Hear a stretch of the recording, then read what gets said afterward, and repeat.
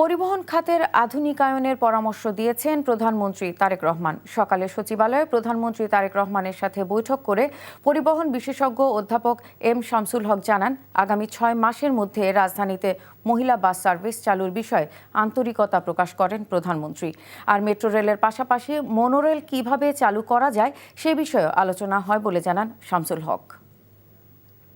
উনি খুব আহত হন যখন জনগণের গণপরিবহনের অ্যাক্সেসটা দেখেন খুব সীমিত, পার্টিকুলারলি ফিমেল যারা আছে তাদের প্রাইভেসি ইন্ট্রুশন হচ্ছে, তারা ভালো কোনো গণপরিবহন পাচ্ছে না, সেফটি সিকিউরিটি নাই। কি করা যায়, এই কি করার ভাবনা থেকেই আমার সাথে কথা বলা এবং বিশেষ করে গণপরিবহনের সর্বোৎকৃষ্ট যে মাধ্যম মেট্রো, এর বাইরেও আরও কিছু করা যায় কি না, যেটা উনি অলরেডি বলেছেন মনো রেল যেহেতু সাশ্রয়ী মূল্যে খুব দ্রুত বাস্তবায়ন করা যায়।